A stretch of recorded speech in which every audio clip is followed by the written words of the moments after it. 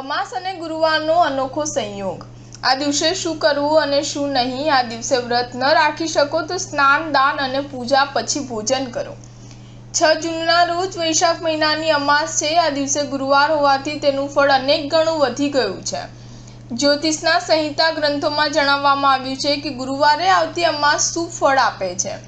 આ તિથિએ પિતૃઓ માટે શ્રાદ્ધ કરવામાં આવે છે। સ્નાન, દાન પછી દિવસભર વ્રત રાખીને શનિદેવ સાથે વડ અને પીપળાના ઝાડની પૂજા કરવાથી ગ્રહ દોષ દૂર થાય છે।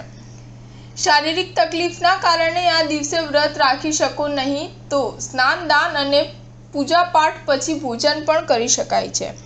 આવું કરવાથી સંપૂર્ણપણે પુણ્ય મળે છે। વૈશાખ અમાસના દિવસે ન્યાયપ્રિય ગ્રહ શનિદેવની જયંતિ તરીકે ઉજવવામાં આવે છે।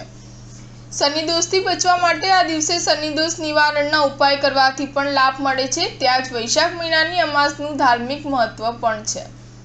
આ દિવસે પોતાના પૂર્વજોની પૂજા કરવાથી અને ગરીબોને દાન પુણ્ય કરવાથી પાપનો નાશ થાય છે।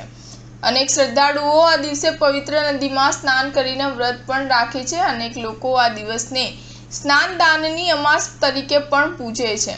એટલું જ નહીં, શનિ જયંતિ અને સ્નાન દાન સાથે સાથે મહિલાઓ પોતાના પતિની લાંબી ઉંમર માટે આ દિવસે વટ સાવિત્રી વ્રત પણ રાખે છે। સ્ટાર ન્યૂઝ 7 હંમેશા સચ્ચાઈની સાથે।